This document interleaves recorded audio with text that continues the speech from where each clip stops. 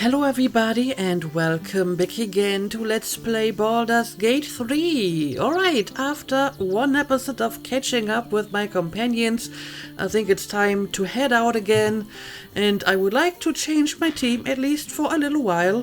For example, I think I would like to bring Jaheira back for a moment because she hasn't been in my party that often. So let's recruit her. Gods. But I never thought I would be happy to see this city again. Much less to smell it. The Harper safe house I spoke of is on the bridge at Worm's Crossing. Danthelon's dancing axe. She actually still has some dialogue. I wonder if that's just for her because of her quest, or if I should talk to everyone else again. Yeah, what are you hoping to find there again? It's been a while that we talked about this. Information. The Chosen have a head start on us. We'd like to know what they've done with it. Alright, sounds good to me. In that case, please join me. Flattered as I am, you're fully supported as it is. I suppose you can take Astarion's place. At your command. Now, obviously, I'm curious to see if other people have new dialogue. Hey, you. Well, she doesn't. Anyway, I also want to bring back Lizelle. She hasn't been with me a lot in recent times, and she also wants to go to Sharus's Caress and meet Kithrak Voss, right? So always at your side. May as well bring her along. At last. We should find Sharess's Caress. Voss will be waiting. Right. So at least some people have some new dialogue here. Maybe at least those people that have some business in Baldur's Gate. Yeah, please join me. The party's full. You'll need to make room. Well, I suppose you can take Karlik's place. Well chosen.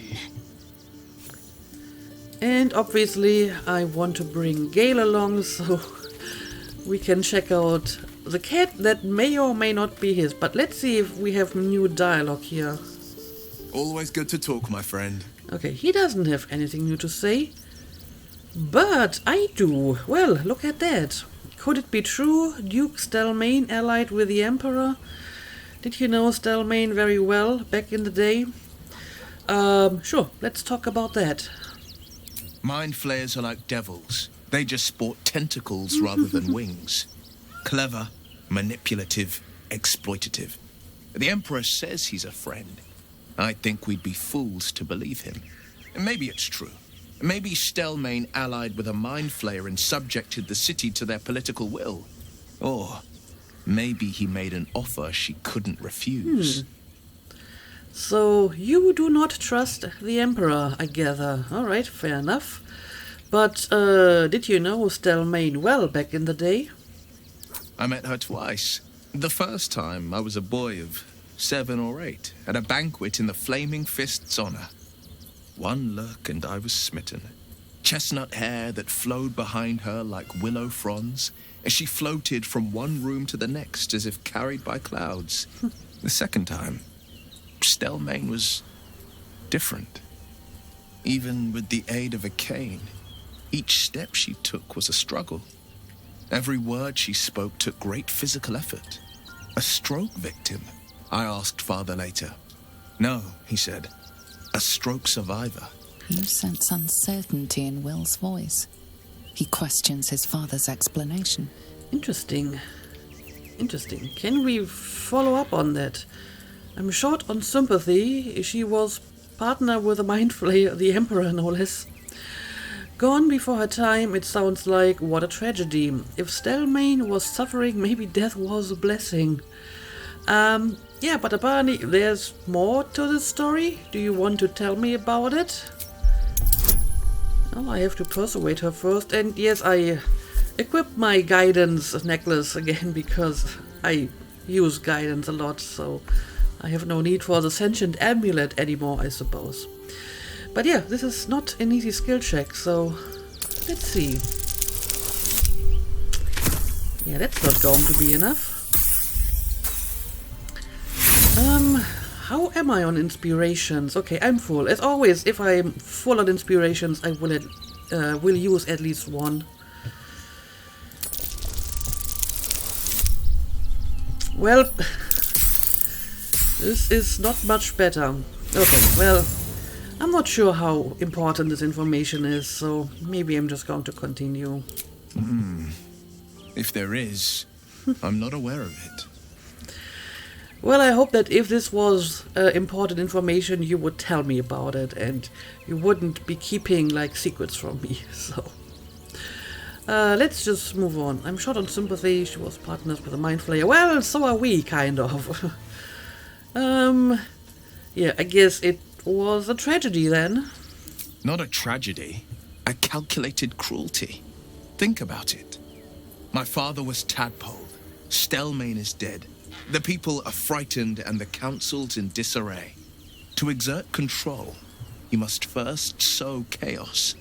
A tyrant's strategy, as father would say. These murders aren't random acts. Someone Clearly. powerful is guiding the killer's hand, and the city is made weaker for it. I mean, we are already investigating one murder. Maybe we can find out more about this one as well. And yeah, that's all. I'm going to move on. So, I don't know, Astarion, do you have new dialogue? My favorite traveling companion. Nope. And I have nothing for him either. And yes, I want to bring back Gale. Let's check in with Shadowheart. Almost pleasant travelling with company, if you ignore all the less pleasant aspects. And what would that be? The less pleasant aspects, like everything else? But okay, I don't have anything new here. But I will be looking for some nice, colorful, happy colors for your outfit. I mean, I know I just dyed your outfit, but now that you changed your style, I suppose the outfit should match in color. So maybe we can find something nice. I'm not sure if there's white dye. You would think that there must be a way to turn the color white or maybe silvery, so, you know, it fits the whole Silune theme a little bit better. But okay, Gale. Oh, and Scratch wants to talk as well, but let's talk to Gale first. Go ahead. I'm listening. Okay, he doesn't have anything to say, but I still want you to join me. Oh, nothing would give me greater pleasure. We found a Which cat of our that might be esteemed yours, company am I stepping in for? and you can replace Will. Back in the thick of things at last. Oh, how exciting. Now, let's see what Scratch wants. He might just found an item. The dog is unable to speak through the small Yes. bag he holds in his mouth. So, what do you got there? I don't know. Maybe you can tell me. All I know is I thought of you when I saw it. Well, thank you. You deserve a pet for that, every now and then.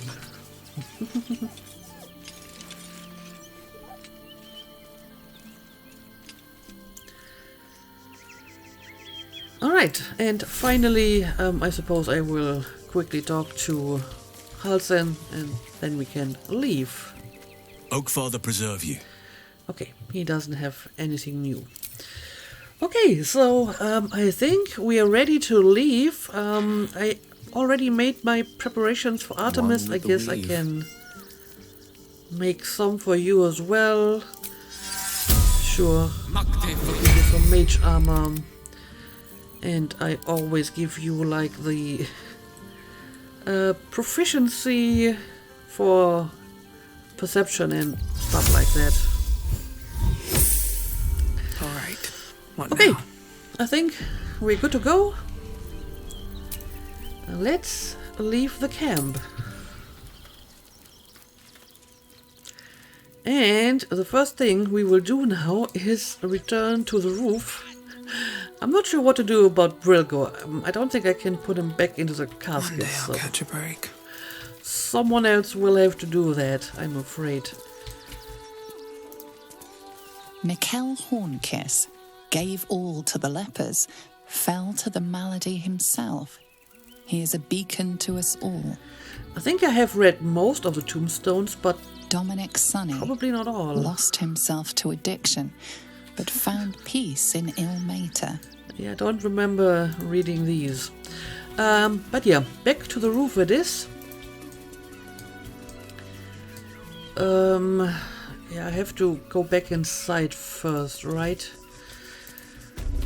Also, I still kind of want to look at these chests here.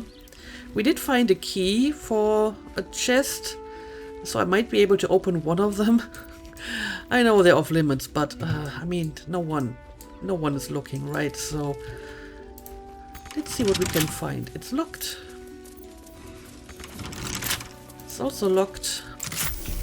Okay, this is apparently Logan's chest. Alright. But there isn't really anything too interesting inside here. This chest is deeper than it looks. A double bottom. Of course. Of course, yes, we have read the book about creating a secret compartment.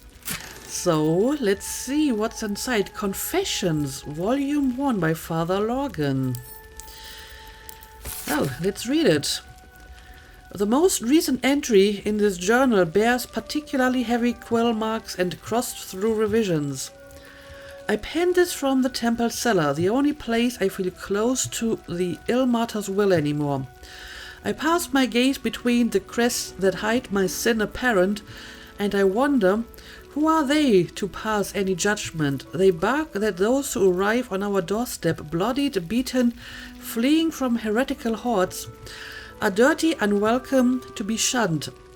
That it is a crime to house them, to bring them into the city proper. But if my back must be broken so others may step to the light, so be it. Not sure why he felt the need to hide this in a hidden compartment. But I mean, he did pretty much what he wrote down here. I wonder what his sin is, though. I mean, it doesn't really say. Might just be like very general. I think I have already read some of this, but I don't remember reading this.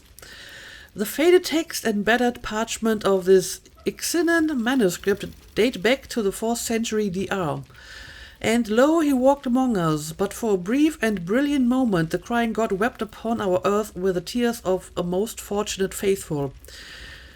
He took the core of Gehenna, the most defiled creature of murder. Oh, well, actually, I think I have read this before. This seems very familiar. Yeah, I think we've seen this already, so never mind. Now the question is, do I want to take a look at the other chests as well? Right tool will do the trick. I mean, I already started stealing stuff here, so I may as well.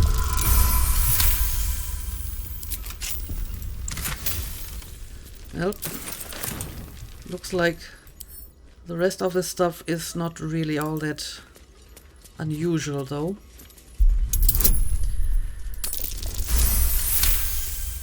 And I don't have a Astarion in my party, so the lockpicking will be slightly more difficult. What's inside?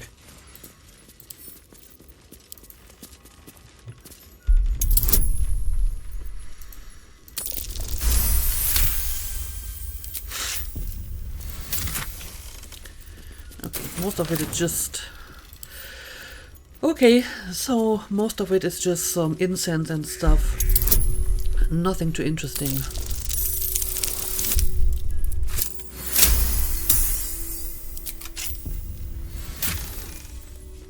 Oh, what do we got here? Seraphic Pugilist Gloves. Angel Clocker Knuckles. Your unarmed attacks deal an additional 1 to 4 radiant damage. I mean, no one in my party is using unarmed attacks really, so this is not going to be useful to me. Seems simple enough. Let's take a look at this over here. This record, penned by Rector Yanis, consolidates various sermons of Father Logan, High Priest of the Open Hand Temple. Do not, brethren, mistake the wonders of gathered society for the decrees of those atop it. It is the duty of a faithful tormented, it is your duty to know when these decrees beget unjust suffering. It is not an easy duty, it is a duty that will scar your hands from carrying it, as it well should. We must at all times recall a central fact. To suffer is not holy. To suffer is a consequence of holy duty made practice. Ilmater does not enjoy his pain, my friends. He endures it because it is just. Our own pain is an acceptable price to pay, but it is not a good in itself. Some may ask of you, if you are loved by your God, why does he allow you to suffer? Why does he allow anyone to suffer? The question is strong rhetoric, but it has an answer. One cannot be healed without first being hurt. One cannot truly know joy without knowing its absence. But to live a life full of absence, full of suffering, would be to know only one thing.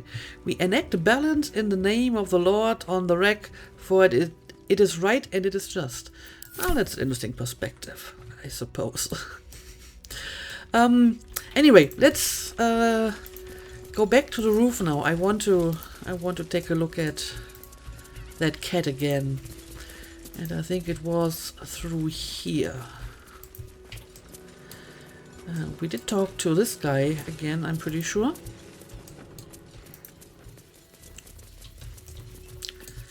So let's go up here.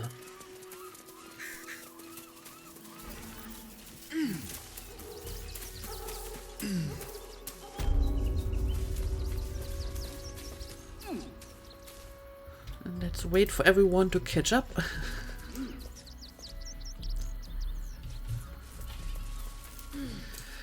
And now let's take a closer look at Tressum.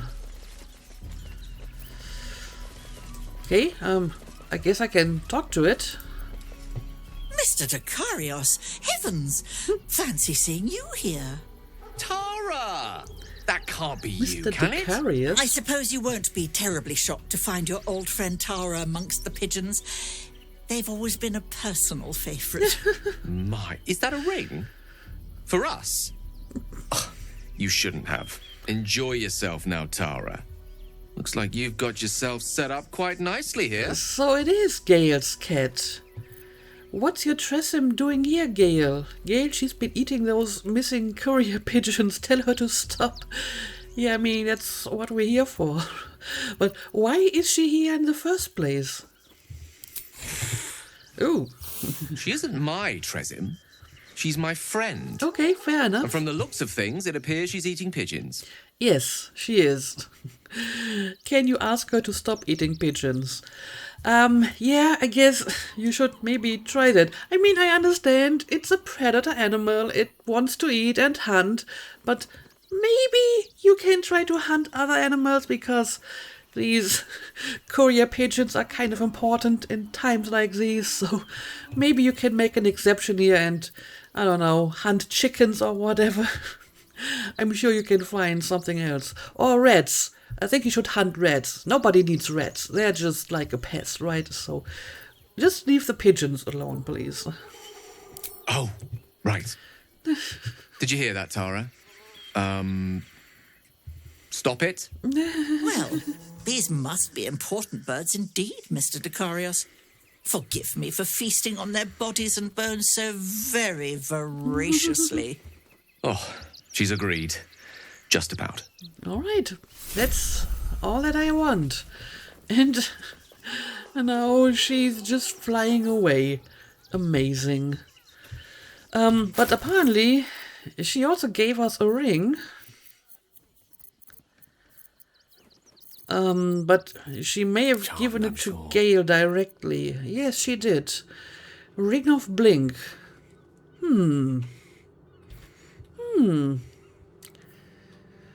Is this something you may want? At the end of your turn, roll a dice 20. On 11 or higher, you vanish into the ethereal plane. Well, there you can't be harmed or seen in this world. this seems useful. Especially since I never really use these rings. And what's the other ring that you have? You gain a +1 bonus to armor class while obscured. Okay, I feel you don't really need that. I think I only gave it to you because I didn't find anything more useful. So you can have this one. I mean, your cat found it, or your friend found it, so I think you should have it.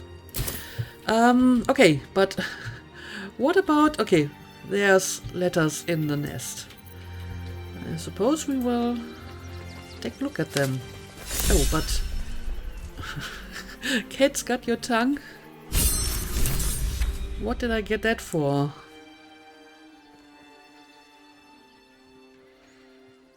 Find the missing letters. Okay. But maybe you should give them to me, Gale. A letter marked for your eyes only, but lacking a name. Oh, how mysterious.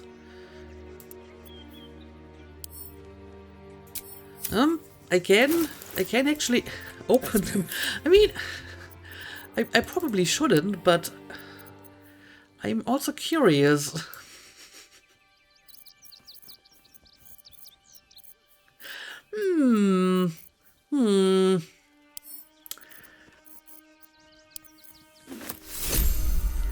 Items received. Okay, so I see. There's 3 letters inside. Let's read them. A lengthy letter from a Baldurian patriarch to an unknown correspondent. It describes in no uncertain terms how both parties could profit from a war. Great. But also useless. A concerned citizen tries to clarify his economic situation so that they are taxed accordingly. It's a nightmare of epic proportions that would make an accountant cry. Again, not really that interesting. This might be more interesting. For the special and direct attention of Raw Moonglow only. We have met her before. Look, far be it from me to question Gent directives, but you can't just take from every arrival without consulting me first. That iron flask you skimmed from the last shipment was exceptionally valuable, and we've lost the Van Thampers as clients for good now. If you just give me a warning first, I can smooth this sort of thing over. Danzo.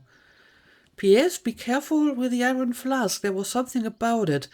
Felt like it was watching me. Weird. Okay.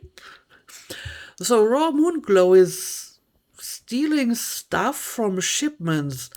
But isn't Danzo the guy who gave us the quest in the first place? Or am I...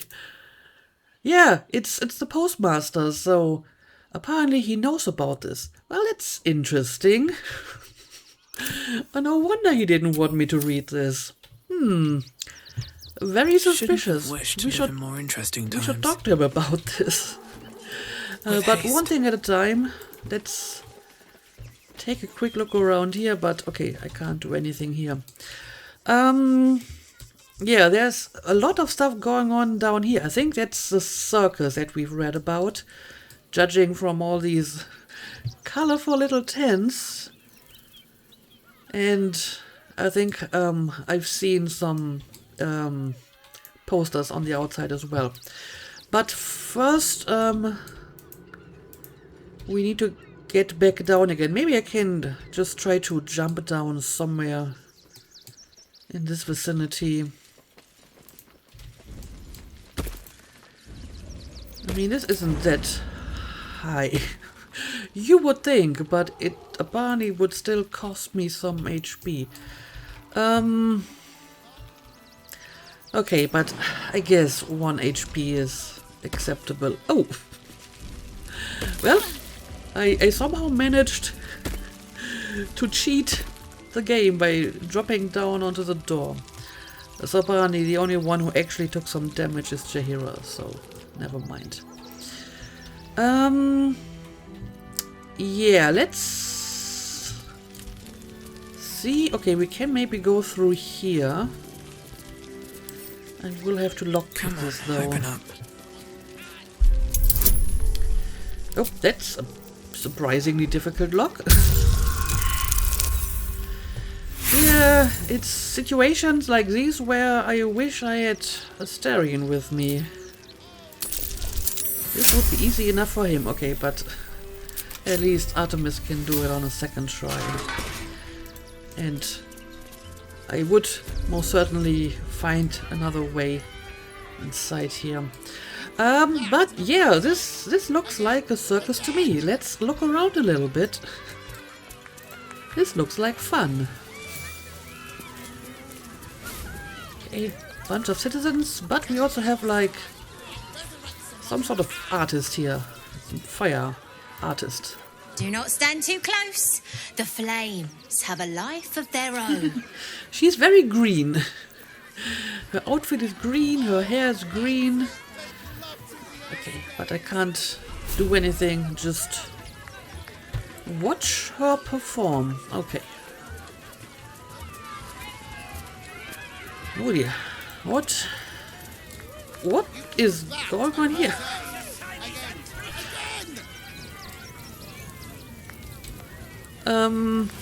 Are these skeletons? Are these hands without a body? Well, that's great. That's not creepy at all. Okay, I will check this out in a second. And what's this over here? Oh, Mr. Hag. Miss her stink. Oh, it's one of these swamp creatures. What are they called? Redcap, right. What is the redcap doing here? Huh. Okay, but first, let's see what's going on. Where did you get these caskets? I hope you haven't stolen them from the cemetery. And there's like a little girl. Let me talk to the girl. Leave me alone, okay? I'm sorry for bothering you. Anyway, let's talk to Lucretius. Lucille! It's pose, grapevine, then pivot step. Jacob, you have the grace of my great-grandmother's missing leg. And Boris, put some sensuality into those lovely hip bones. I know you have it in you. Step it up. Well, look at this glamorous creature here. What are you doing with these skeletons? Sorry for interrupting. Is this a circus act? You're being a little harsh. Yes, I guess it's a circus act. We are decades from that. I hope they could open for dribbles. Not that my star needs the support, but at this rate, who knows? Call me Lucretius, ringmaster, necromancer, bringer of the night. Oh, and wine lover extraordinaire. Okay. Normally I'd invite you into my tent for a lovely vintage, but these graceless skellies need my full attention. Enjoy my circus, darling. I'm sure I will. So basically you're a necromancer and you're necromancing skeletons as a circus act. I feel it's difficult to have a really unusual and amazing and, you know, exciting circus in a world where magic is so common, because there's a lot of people who can do that kind of stuff. And it still has to be like fresh and new, and people need to be like amazed by it. I don't know how common necromancers are and if you can see them like on a daily basis. But you know, it's magic, but magic is real in this world, so you know, that kind of changes the whole nature of a circus that presents like magicians and sorcerers and so on.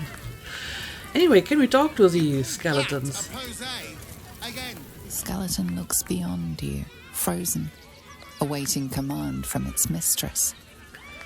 Okay, apparently they don't talk. Little remains of the person this skeleton once was. Only polished bone and brittle teeth. Yeah, I still would like to know where you found these skeletons. Little remains of the person this skeleton once was. Only polished bone and brittle teeth. Alright. So what about the disembodied hands? Scratchy and itchy. And, okay, we have a bunch of stuff here. At least some stuff that we can read. The Amiable Art of Necromancy. Excerpt from Cherish Hollow's The Amiable Art of Necromancy. It's a lonely, lonely world for a young woman in the modern culture of necromancy. She chafes against the shibboleth. Who needs necromancy? What could such a gross thing possibly be for? These questions are very valid. I hope my answer satisfies. Necromancy is a social magic. I have a zombie, Mr. Nescent Owens, under my thrall. Now he remembers absolutely nothing of his past life. He only knows his new one I've given him. He derives a large amount of pleasure from, say, getting me tea, administering a stinky but relaxing back rub, or eating the brains of my enemies. The spiritual implications are pretty profound here, right? Here's a husk imbued with purpose, given a direction, made useful in the most economic sense, and happy in the metaphysical sense. So who needs necromancy? We who demand a chance to challenge the whole death thing, because we're weird and lonely and we like having friends as much as anyone. That's kind of sad, actually, if you need to necroman some dead body to have a friend. So, not sure what to think of this, to be honest. Circus poster, I guess we've seen this before, and The True and Impossible Adventures of Tenebrook's Morrow, Volume 2. We have seen some of this before. I'm not sure if we have seen this one. I'm pretty sure we have read the introduction already. And thus, in the light of the Feyworld's never-setting sun, we passed into the land of the Eladrin. My astute resolution to sail around their forest was betrayed. It seems to me that the river itself conspired to change course, bringing the new bride into the shadow of the trees that I might see those dancing figures up close. The form of the Eladrin, with which I am now intimately familiar, is that of elves as seen in a fever dream. Slender as wands and with hair of every changeable hue, their moods mirror that fey wilderness from which they spring. One moment gentle as a still pond, the next inexorable and deadly as a falling mountain. The latter I experienced only after spending many agreeable hours or perhaps seasons among them. A halfling woman employed among my crew as a smith dared to raise her voice in song above that of our host. The depth of the insult became clear as the forest fell into silence, and it was only quick thinking on my part that delivered a compromise. When we left, it was without our smith, and the only sound was the solitary ring of her hammer as she endeavored to forge a blade that would sing for the Eladrin more sweetly than she. It has been some centuries since. I hope she has succeeded by now. It seems pretty harsh for the smith. I wonder if that sword actually exists. Okay, I think I've looked at all of this. And there's even more coffins around. Very disconcerting. But okay, let's keep looking around, I guess. Yes, we talked to the Red Cap already. Okay, this is just back to the cemetery. I think we do not need to go back there. Here we go. We got some outhouses here. Dirty toilet seat. Yeah, I don't think I need to sit down there if I can avoid it. What in the world? Why is there a clown's severed hand? I mean, we found like a clown severed torso in the tunnels, did we not? I actually did pick it up, but I think I gave it to Karlek or something because it was so heavy. So, why is there just pieces of clowns lying around? I find this strange. But let's talk to this creature. This is one of these. What are they called? Kobold, right? We've seen them before, but they were drunk and we had to fight them. Which is a pity because I thought they were kind of cute. This one seems to be friendly and we can talk to him, so let's do that. Then again, he has a hand over here, so I'm not sure what to think about that. Junks and magics. Oh. Look at this guy. So cute. Want a treato?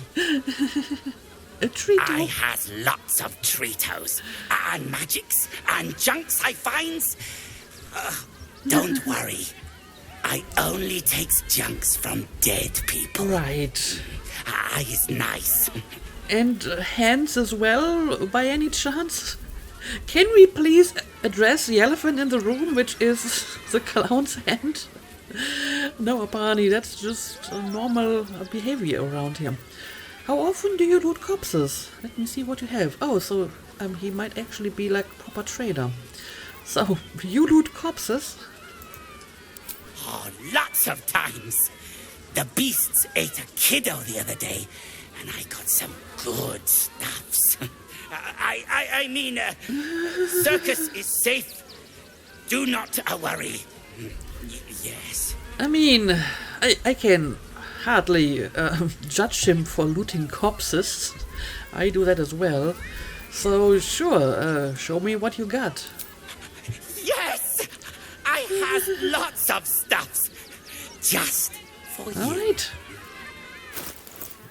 He actually does have lots of stuff. Maybe not much that I need, but I can definitely sell you some stuff, so maybe let's start with that. Okay. And yes, all of this can go away. I already put a bunch of stuff into storage before starting this episode. But I have still some stuff that I can definitely sell. Like all of this. And the feathers and rags and ropes. And a cup and a diamond and the rings that I'm not going to wear. Also, I'm pretty sure I can sell this because none of my companions can make good use of this, I think. Uninhibited Kushigo. And it's also for like unarmed strikes. I'm not sure about this one. But this one can go away. Okay, now let's see if I want to buy anything. I mean, at the very least, I can buy some of these arrows, I suppose. That never hurts. Elixir of Psychic Resistance. I actually just crafted one of these. And we have more elixirs. Dark Displacement Gloves. Subtle Swap. You gain a +1 bonus to attack rolls when throwing. And may swap positions with a target if they fail a dexterity saving throw. I don't know if I want that, to be honest. And we have another Arrow of Dragon Slaying. I mean, at some point there will be a dragon, so may as well get this one right. Okay. Do my companions have any stuff that I want to sell? I don't have anyone for this to wear. And I'm pretty sure I'm not going to wear this either. I mean, it would be something for Karlek, I guess. And I suppose this can go away as well. Okay. I think that's enough for now. Bye-bye now. Come back to Papa soon. Okay, but can we talk about this over here? I mean, it's orange, so it seems to be a quest item, but it's also off limits, so I can't just take it. But I will make a mental note of it, maybe. Maybe I will come back for it later and try to steal it after all. Okay, let's keep looking around. What the hell? They have all kinds of weird creatures here. Red caps and kobolds and that's like a mephit, yes, a mud mephit. So lots of little critters that I have fought and killed in the past, and they're just hanging around here, and they can talk. I mean, this is not something these creatures usually do, is it? At least not all of them. I haven't heard of mephits talk. The red caps, yes, but mephits and kobolds, I'm not sure about that. But okay, apparently these specimen can talk.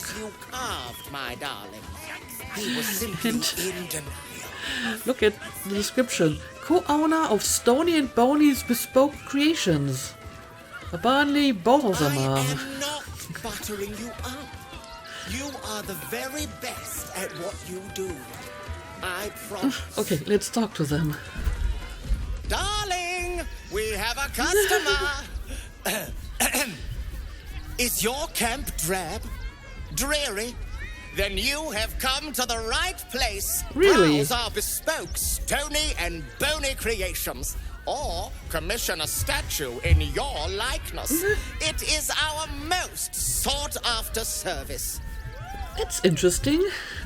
Stony and bony, which are you? Well, I'm guessing the stone creature is stony and this one is bony, right? Bony, at yes. your service. That there is my darling wife, Stony. Is she not magnificent? Yes, really magnificent. She's a lot bigger than you. Well, I don't judge. I think she's quite magnificent. Not my type. I mean, yes, a little bit too stony for me, maybe. To think she chose me. Why, I wake up every morning with a smile on my face. Now, what can I do for you? I mean, Karlik is also bigger than Artemis, and Artemis has to stand on her toes in order to kiss her. So can I maybe have a statue? That sounds very interesting. Oh, my wife shall be delighted. Customs are her favorite, particularly when their facial structure is as unique as yours. Is that a compliment? But that is very expensive. That's like all of the money that I have. I'd like a statue of me armed and ready for battle. How about a statue of me, but in my night clothes? I want a statue of me naked. Never mind, just show me your wares. I mean, it would be nice to have a statue. Not that we can carry it with us, I suppose. It is probably going to be like really heavy. And it's too expensive. I can't afford it. So I'm sorry. Just show me your wares. Pockets a little empty? Yeah. Worry not. I'm sure we'll find something in your budget. I hope so. Okay, let's see what you have. Basilisk oil. So, I wonder if creating the statues just means that they're going to petrify you. So, they put some basilisk oil on you. Scroll of flesh to stone. Atrophy a foe, restraining them until they temporarily turn to stone. Or, you know, maybe they use stuff like this. A scroll of stone skin, scroll of wall of stone. Obviously, they have all like the stone stuff here. Do I have this one? I think I do. Yes, I do. So I don't think I need any of this stuff. Lots of stones and stone-related stuff, but I think I'm good. Nothing caught your eye? Sorry. I shan't tell my wife. She'd be most upset. I'm sorry. I'm sorry, but I can't afford the statue thingy. Oh, darling, don't forget that dragonborn. Why does she look so liquid? Grumble. Okay, well, this is very fascinating. I mean, there are some proper statues here, so maybe they actually do make statues. Also, there's more than one red cap. Apparently this one is the janitorial assistant, and this one is too. Yeah, this is truly a circus. Lots of weird and unusual creatures. I do want to go and talk to Fred at some point, but he's already leaving, so I will try to do this later. Yeah, I guess I will keep looking around. There's still more for us to discover here, but I think this has to wait for the next episode. So let's make a cut here. As always, thank you for watching, and see you again next time.